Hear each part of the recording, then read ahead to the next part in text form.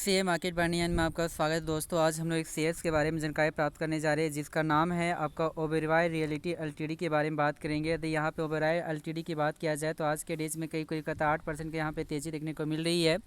तो हमारे इस चैनल से बने रहे क्योंकि आपका लास्ट में इसकी टारगेट प्राइस और स्टॉप लॉस की बात किया जाएगा वन बाय वन करके। तो इसके बारे में जानकारी प्राप्त करते हैं कि आज के दिन में आपका क्या हो रहा है या नहीं हो रहा है। तो कहता है कि जैसे ही आपका मार्केट ओपन हुआ था तो यह शेयर आपका कहता है कि 2011 के आसपास में आपका ओपन हुआ था और हाई की यदि बात करते 2020 के आसपास में बनाया है और लो की यदि बात करते तो 1812 के आसपास में बनाया था। यदि मार्केट कैप की बात किया जाए तो 66,000 करोड़ के आसपास में मार्केट कैप नज़र आती है। और पी रेशियो की बात करते तो 29 के आसपास में नज़र आती है। और ये कंपनी लाभांश भी देती है जिसमें लाभांश तो आपका 0.43% के आसपास में देखने को मिल रही है। यदि यहाँ पे बाउनिक हाई की यदि बात करते हैं तो बाउनिक हाई जो बनाया है 2343 के आसपास से बनाया है। बाउनिक लो की बात करते हैं तो 1268 के आसपास से बनाया है। तो कुल मिलाकर कह सकते हैं कि यह शेयर आपका कहता है कि डबल सा आपका रिटर्न आपका दे चुका था। तो 1 लाख का वैल्यू 3 लाख के आसपास में जाने का पूरा आपका कहता है कि कोशिश किया गया है, 2 लाख के आसपास में सॉरी।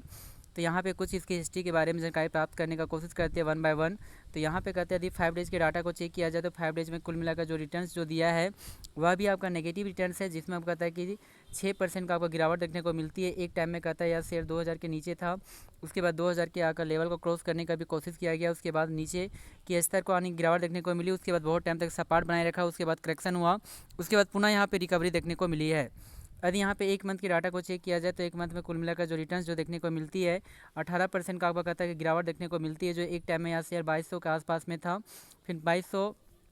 के आसपास में होने के बाद बहुत टाइम तक ये सपाट बनाए रखा, उसके बाद नीचे का करेक्शन देखने को मिली, उसके बाद सपाट के बाद पुनः आपका कहता है कि यहाँ पे करेक्शन देखने को मिली है।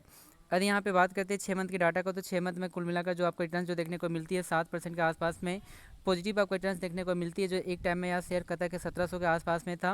उसके बाद तेज़ी के बाद 2000 के लेवल को क्रॉस करने का कोशिश किया गया, उसके बाद ये सपाट बनाने का कोशिश किया गया, फिर उसके बाद तेज़ी आपका बरकरार रही, उसके बाद पुनः आपका कहता है कि करेक्शन नीचे का आपका कहता है जारी रहा।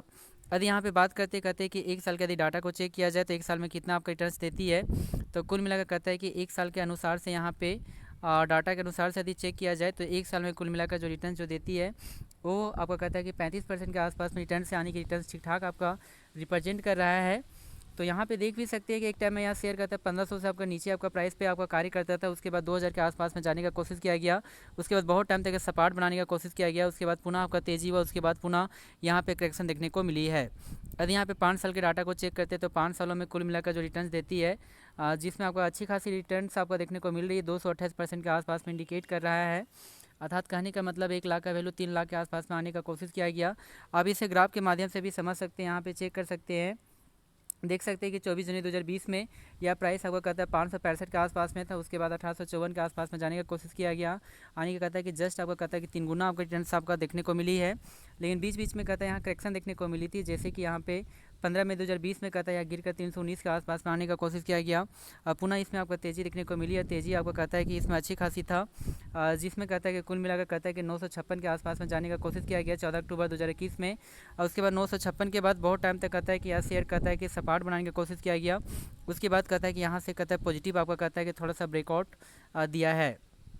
और यहाँ पर रिकॉर्ड कहता है कि 10 नवंबर 2023 में देखने को मिली, उसके बाद तेज़ी आपका 1800 के यार अग्रसर हुआ, जिसमें 24 मई 2024 की और आपको 1800 के लेवल को क्रॉस कर दिया। उसके बाद पुनः आपका कहता है कि यहाँ पे तेज़ी देखने को मिली, सपाट बनाने के बाद पुनः आपका लास्ट में यहाँ पे तेज़ी देखने को मिली, जो आपको कहता है कि 6 दिसंबर 2024 में 2143 के ऊपर आपका जाने का कोशिश किया गया। तो इसकी टारगेट प्राइस और स्टॉप लॉस की यदि बात किया जाए तो कहता है कि टारगेट प्राइस और स्टॉप लॉस में यहाँ पे चेक कर लेते हैं। तो इसकी जो टारगेट जो प्राइस है इस जोन में आपका कहता है कि यहाँ पे बनकर आ सकती है, जो आप देख सकते हैं कि ये जो जोन लेवल है इसमें आपका कहता है कि टारगेट प्राइस आपका बनकर आ सकती है। उससे पहले यहाँ पे इसका फ़िलहाल ये जो है ना रेजिस्टेंस का आपका कार्य कर सकता है। तो हमारे अनुसार से 2032 के आसपास में इसका टारगेट प्राइस आपका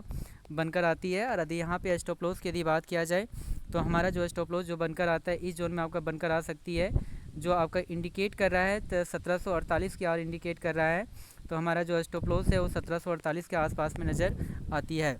जन दोस्तों थैंक यू वेरी मच, लेकिन फिर भी आपका फिनेंशियल एडवाइजर के द्वारा एक बार सलाह ले लें और सलाह लेने के बाद इसे पोर्टफोलियो में ऐड कर सकते हैं। Thank you very much.